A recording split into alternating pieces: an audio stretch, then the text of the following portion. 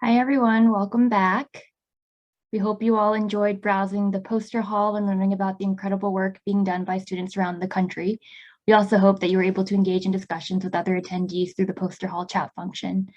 As I mentioned before the poster session, for the first time in our conference history, we are awarding the top posters with a small monetary reward.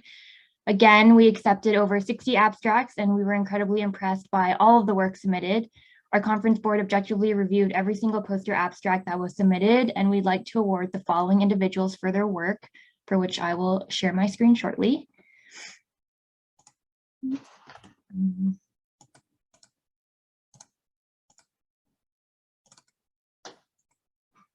Oops.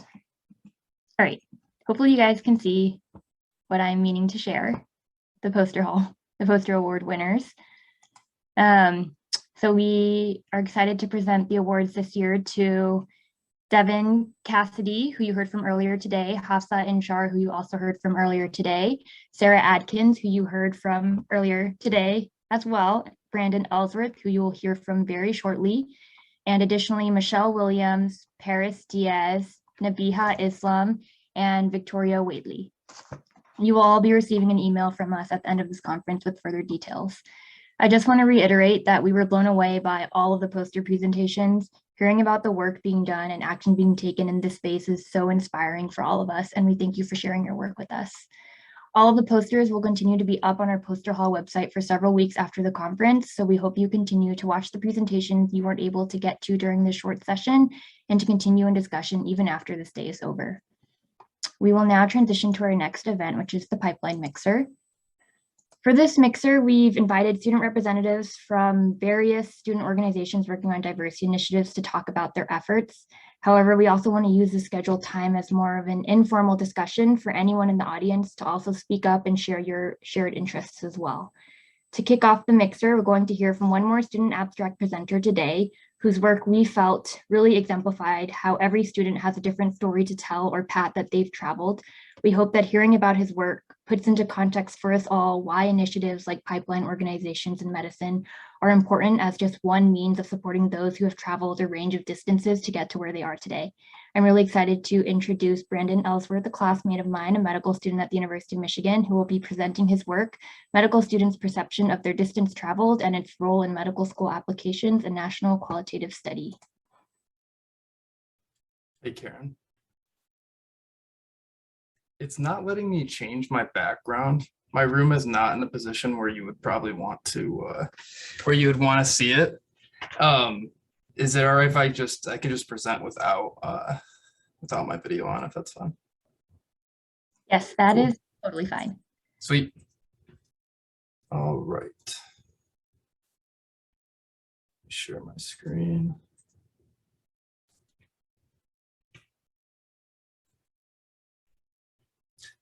Can you all see my screen?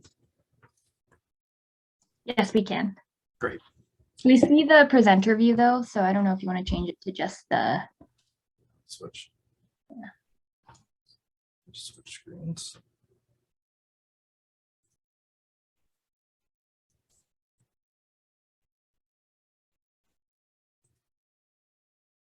Better? Yep, perfect. Great. Hello, everyone. My name is Brandon Ellsworth, and I'm a fourth-year medical student at the University of Michigan. I'd like to thank the leadership of the Diversity in Medicine Conference for allowing us the privilege to present our work, which is focused on better understanding the term distance traveled as it pertains to medical student admissions. I have no disclosures. The conference asked us to, before the presentation, share a little bit about what brought us here today before we got into our presentation. And I believe this picture sums it up pretty well for me. This is the trailer where I grew up in rural Michigan, where most of my friends at the time still live there or are in some sort of correctional facility. This window is actually my room. But I was fortunate enough through athletics, mixed with persistence, and frankly, a lot of luck to escape the situation. But that was obviously extremely challenging. Only one of my parents graduated from high school. No one in my family had ever gone to college. And most of my free time was spent caring for my chronically ill mother, working to help my parents pay the bills. And because of these additional responsibilities, I really struggled throughout high school and college to check all the boxes everyone was telling me that were needed to create a quality medical school application. And I was frustrated that even though I felt that my starting point in life was further back than many other people applying to medical school, what would be compared between us was where we finished in that race of achievement and not how much distance we've traveled to get to some level of success. We'd be compared by our grades on standardized tests, our numbers of publication, our fancy study abroad trips, all of these factors being dependent on what resources the student had at their disposal. This is where I began thinking about how we can learn more about someone's distance traveled, how we can put in an individual's diversity, their hardships, privileges, all into context to be able to better understand how far the person has traveled to achieve the level of success they're presenting in their medical school application. And this project is just a piece of my journey to better understand the concept. So moving into our current project, I want to first shed some light on our current understanding of the term distance traveled. Assessing an applicant's distance traveled is one of the American Association of Medical Colleges, or the AAMC, recommends that medical schools should be including this as part of their holistic review of applicants. The AAMC defines the term as any obstacles or hardships you've overcome to get to this point in your education, or any life challenges you faced and conquered. Many medical schools have begun to include distance traveled on their admissions pages, saying it's a component they consider when reviewing applications. But one gap that exists is what factors are important to consider when assessing an applicant's distance traveled. To begin assessing this gap, we aim to interview medical students to understand how they define their distance traveled and how it could be assessed. We conducted semi-structured interviews with medical students throughout the United States. For this presentation, I'll focus on two questions we were interested in asking students. First, how they would define their distance traveled, and second, if they felt medical schools should be learning about applicants' distance traveled and why. We prioritized interviewing students that identified as demographically underrepresented in medicine or first in their family to pursue a career in medicine, to try and maximize representation from students who've experienced significant hardships throughout their journey to medical school. The interviews were transcribed and analyzed to identify themes according to interpretive description. We interviewed 31 medical students, 13 were underrepresented in medicine, 9 were unsure if they're underrepresented in medicine, and 27 were first-generation students from one of the 7 medical schools listed. Participants could also identify with multiple categories. For example, they could identify as underrepresented medicine and first-generation.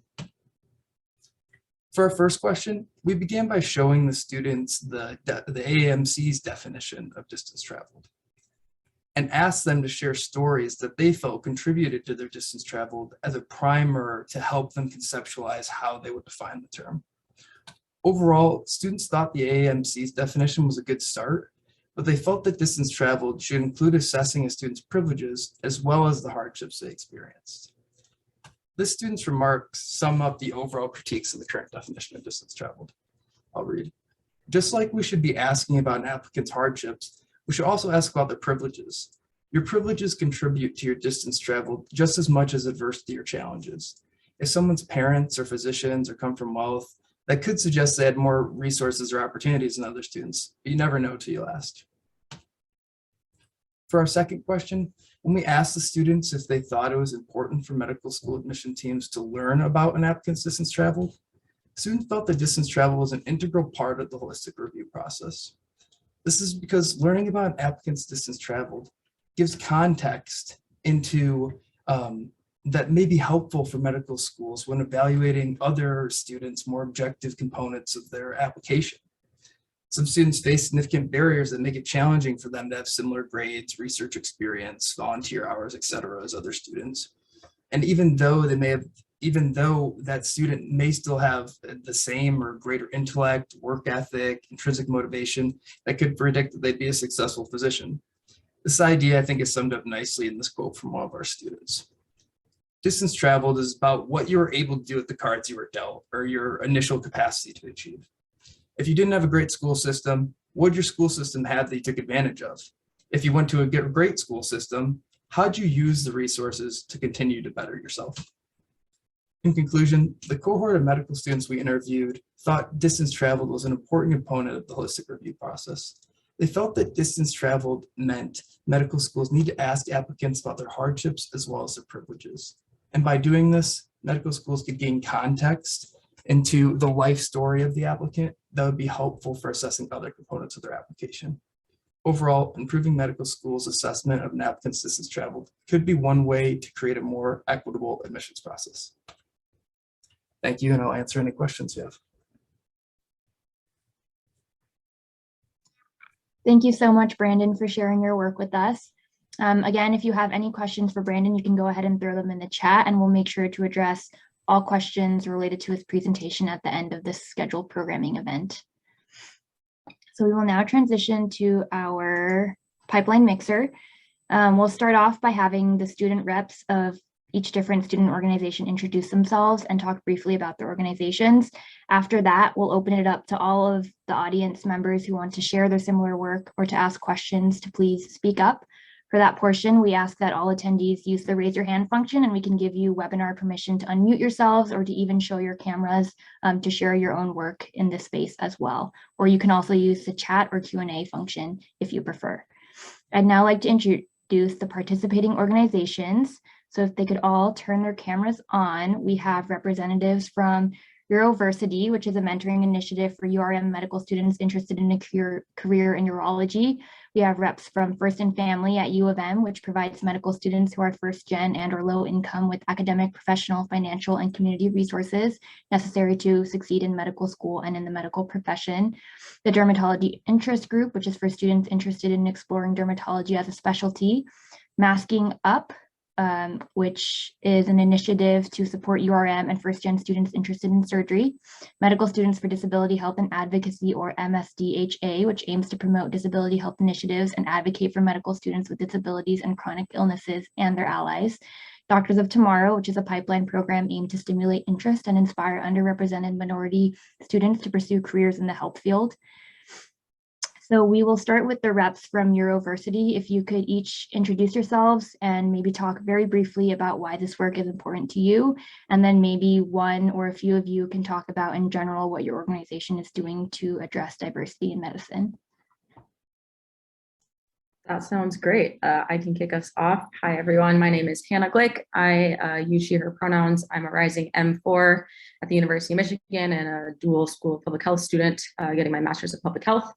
I identify as an able-bodied cisgender queer female, and I'm wearing a navy blue University of Michigan quarter zip. I'll let Charlie introduce himself, and then we'll talk briefly about University. Hello, I'm Charlie. I'm a third-year medical student who's been working with University for the last year, and my pronouns are he, him, his.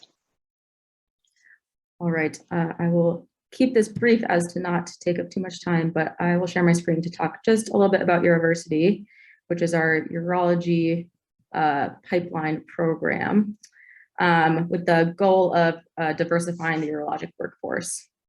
So while diversity efforts in the urologic workforce are up and coming, we still have a lot of way to go. I have some figures which show that there are only 2.1% of practicing urologists identify as Black or African American as compared to the total population at 13.4% in the United States. There are similar numbers for those who identify as Hispanic or Latino, where only 3.9% of practicing urologists identify as such, and the general public is above 18%. Similarly, the lack of representation for women in the urologic workforce is pretty staggering by these numbers. Only 10.3% of practicing urologists, as you can see, there's almost 14,000 identify as female. And it's important for us to diversify the urologic workforce because we know it improves patient outcomes, promotes health equity, and increases healthcare efficiency. But students who identify as underrepresented in medicine face different barriers, including stereotype threats, identity interference, racial bias, gender bias, and certain microaggressions. This can lead to fewer opportunities, less exposure, and limited growth. So the goal of University is to increase diversity and representation in surgical fields and primarily urology through fostering relationships with underrepresented communities at Michigan. We aim to close the gap, which is identified by active mentorship and personal and professional development. This year was the first year of University students. I'm going to let Charlie talk a little bit about what our mentees have gotten to experience over this first year of programming. All right, thanks, Hannah. So like she mentioned, there's a lot of different barriers for medical students who identify as underrepresented in urology face. So what we wanted to do with that is working alongside the urology department and actually a resident at the University of Michigan who is a former medical student here who also identifies as underrepresented. So we worked with them to develop a curriculum for our pipeline program. Although this was the first year, we plan to extend it across all 4 years so that these students have access to longitudinal mentorship and different opportunities throughout medical school. Urology is a competitive specialty, so it is important for us to be able to actively increase the representation to make sure that these students have opportunities and have early exposure and discovery to the field. So we had 4 mentees this year, so we were able to pair them up with resident physician mentors and also an attending mentor throughout the department. Each semester, we were able to pair them in clinics and in operating rooms across all the different clinical divisions for urology. We've helped them orient to the field of urology and its history, different grand rounds, presentations, conferences, and we're actively working on involving them in research. So this is the first year, but as we continue to grow the program, we hope to incorporate other components across all 4 years of urology. So far, with the 4 mentees, we have just surveyed them for feedback, and it has been a valuable experience for them. And we look forward to kind of improving it as we go by recruiting more cohorts and further developing the curriculum to help them hopefully find a career within urology. Thank you, Hannah and Charlie, for sharing the incredible work you guys are doing. And hopefully, as you guys continue the program for even longer, we can hear about those updates. I'll next have the representatives from First in Family introduce themselves, and then one or both of you can also talk a little bit about what your organization is doing as well. Sure. Thanks, Karen. I'm going to go ahead and first share my screen, and then both Lauren and I will introduce ourselves. So give me one moment.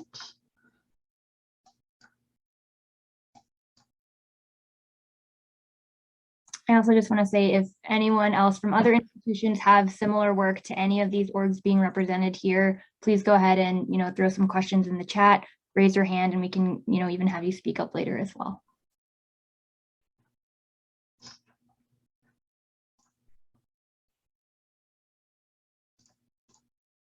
I'm not sure why it's not letting me share. Let's see.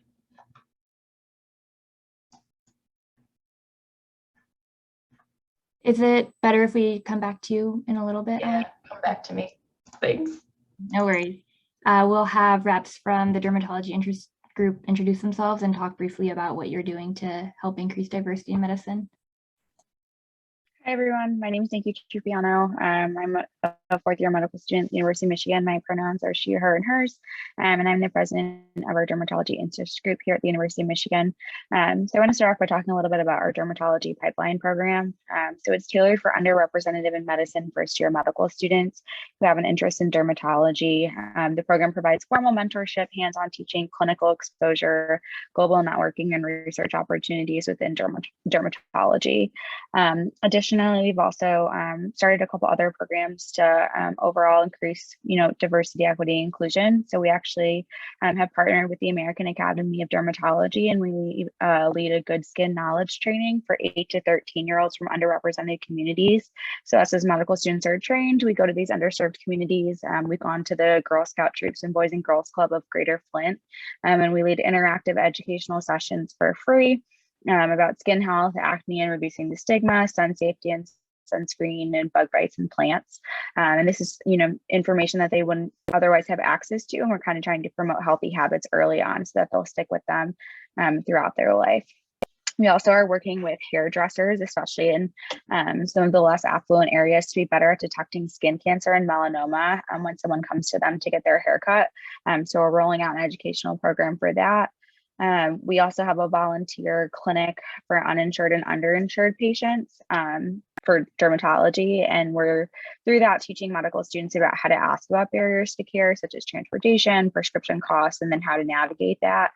And then finally, overall, we're just trying to, create as diverse of a group as possible, people to enter into the field of dermatology. So we do a lot of resident pairings, buddy systems between M1 and M2s, and then M3s and M4s, and a match panel, and just kind of try to set everyone up for success as best that we can.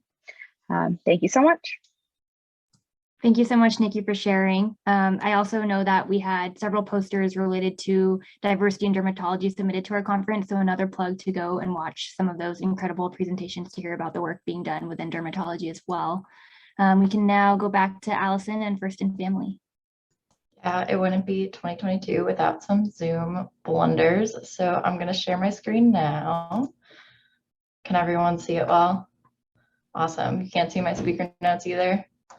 Even better. Okay, so hi everyone, I'm Allison. I'm an M4 at the University of Michigan Medical School.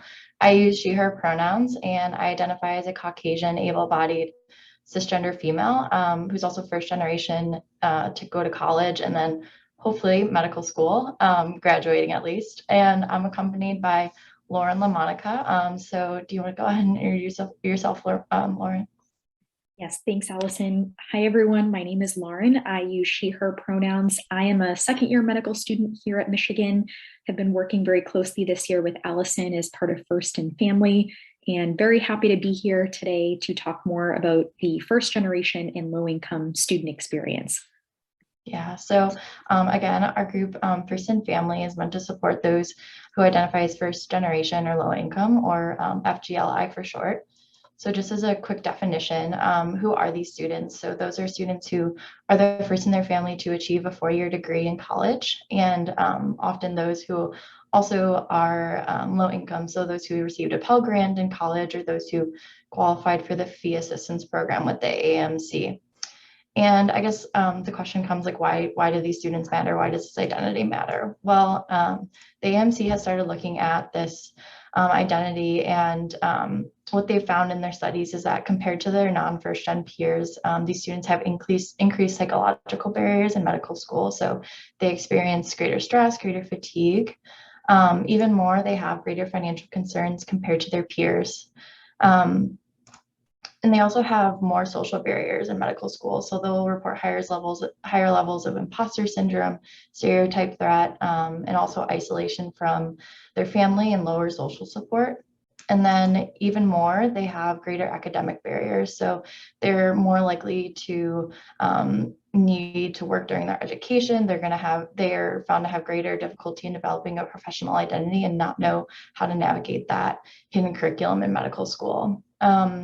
And obviously these issues are all compounded by the intersection of gender, race, immigration status. But on a more positive note, what we do know is that these students have higher levels of grit. They also have increased empathy and ability to be innovative thinkers. And they also have, and relevant to this conference, is a increased interest in health disparities and caring for underserved population. So fostering the success of these students can have very broad implications for healthcare. And so how does First and Family thus foster the success of these students? I'd say we have a pretty multi-pronged approach. The first is admissions. So we will connect with FGLI students from the initial interview, talk with them before the interview, and continue to follow them even post matriculation. And so having them join our group and set them up for success. And some of the ways we do that when they get here, the first is being mentorship. So we have mentorship families where we work with students to pair them peer-to-peer mentors, also with medical students and residents who identify as FGLI, and then also medical students and faculty who identify as FGLI. On a more informal note, we have a group me where people can ask questions. And then also building on the broader Michigan Medicine alumni network, we also reach out to them to help foster some more broad connections.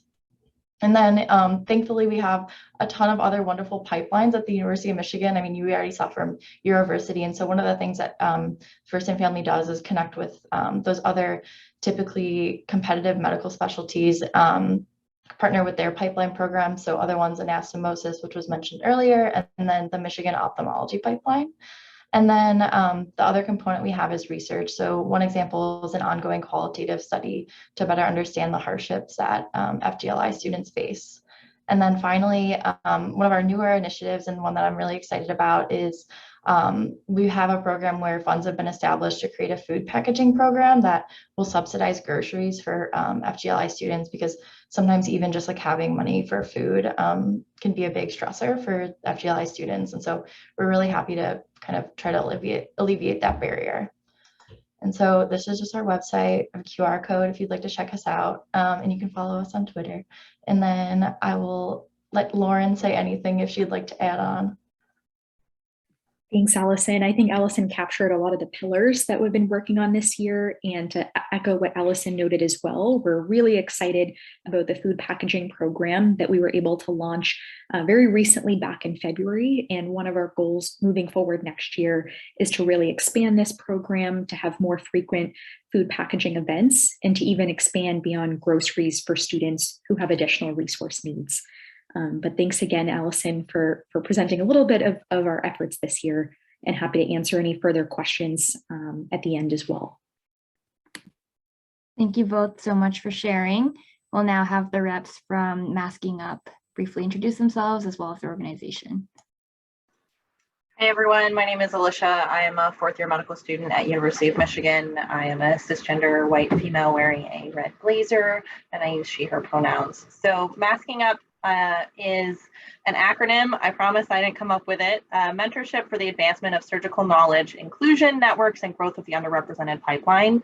As some of you heard, there are other surgery mentorship groups at University of Michigan, such as anastomosis, which are a little more involved and create these families. So Masking Up is more of a safety net kind of catch-all program for underrepresented students who maybe missed the deadline for anastomosis or just looking for additional ways to connect with faculty. So it's open to anyone who identifies as underrepresented in medicine or first gen. And we pair students with one-to-one faculty who have designated themselves as interested in mentoring an underrepresented in medicine student, and mostly send them on their merry way and check in a few times. The tricky thing about mentorship is it has to be a good match. But again, what we try to do is just facilitate as many connections as possible and serve as a resource to students to open the doors of communication with faculty and get them started. Also connecting them with some of these other excellent groups like University and the different research work groups at University of Michigan. Quick shout out to, I am also the co-founder and outgoing president for our newly established Association of Women Surgeons chapter at Michigan. So we'll be looking, the board this year will be looking to establish various mentorship programs this upcoming year as well for that. Thank you for sharing, Alicia. We'll also have our student reps from MSDHA also introduce themselves and talk about their work. Thanks, Karen. Hi, everyone. My name is Kate Panzer. I use she, her pronouns. I am a second-year medical student at the University of Michigan. And I'll pass it on to, I think, Max will also introduce himself. Hey, everyone. My name is Max. I'm a third-year medical student at the University of Michigan, and I use he, him pronouns, and then I'll let Brian introduce himself. Hi there, everyone. Thanks for being here and listening to what we're about to tell you about our group. My name is Brian Aaron. I'm a third-year medical student. I use he, him pronouns, and grateful to be here. Great. So I'll just share a little bit about our organization. So we're representing a group called Medical Students for Disability Health and Advocacy, or MSDHA for short. Our group was just started in January 2021, so we're pretty new, but we're working on a lot of great things, so I'm excited to share that with you. So our two main goals for the organization are, one, to support medical students with disabilities and chronic illnesses throughout their medical education, and then two is to educate the greater medical school community on how to care for patients with disabilities and chronic illnesses. So we do that in a couple of different ways. So one initiative that we started this past year was a mentorship program called Disability Connect, which connects current Michigan medical students with similar lived experiences as they identify with having a disability or chronic illness. And just, that's an opportunity for students to connect and learn about ways to navigate medical school. And that group is called Disability Connect. And then we also work with the admissions team to meet with applicants who either identify as having a disability or chronic illness or who are interested in disability advocacy. So that's a great opportunity to meet like-minded students and to encourage applicants in the initiatives that they're interested in too. As far as medical education, we've started a couple new electives this past year, one being the American Sign Language elective, which teaches first-year medical students basic American Sign Language, and then also more about deaf culture and how to best care for deaf and hard of hearing patients. And then we also have a new elective for first-year medical students as well to get hands-on experience working with patients with disabilities. And there's also another elective for M3 and M4 students to do similar work. And then lastly, another big goal of ours is community building with students with disabilities and chronic illnesses and their allies. So we've had some initiatives there, movie nights, book clubs, things like that. So it's been a really great year. And if anyone has any questions or ideas for us, we'd love to chat.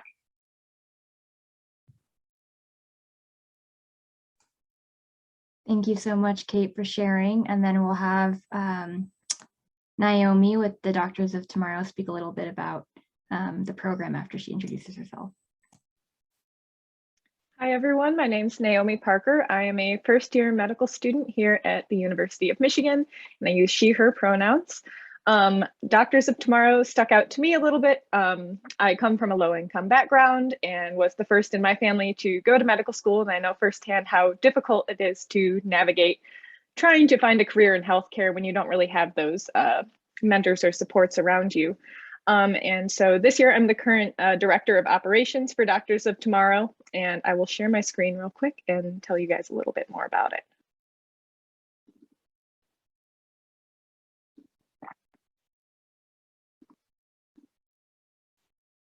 All right.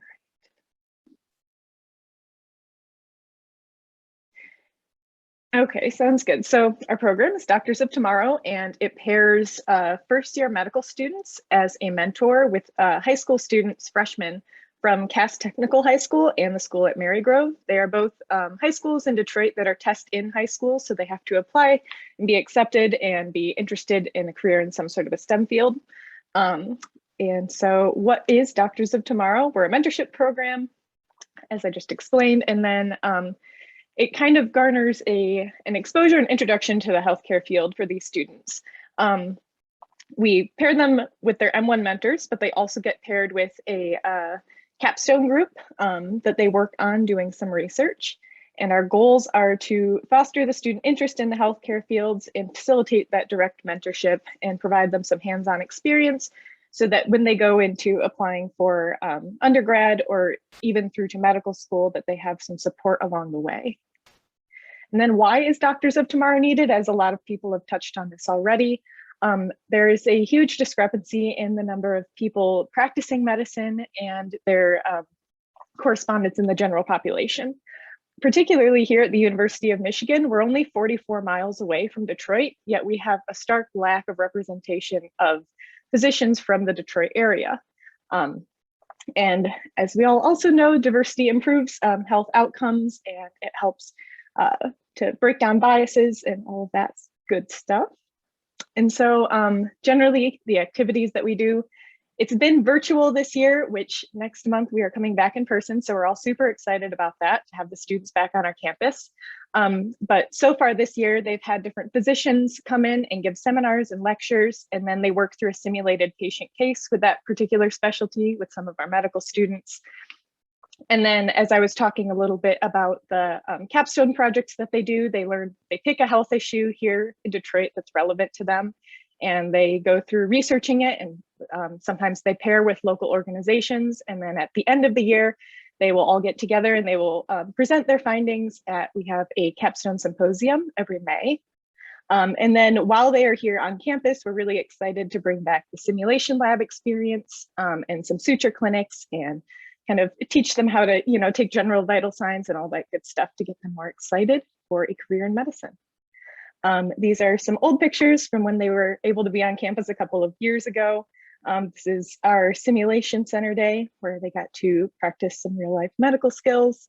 And then also this is them working together with their mentors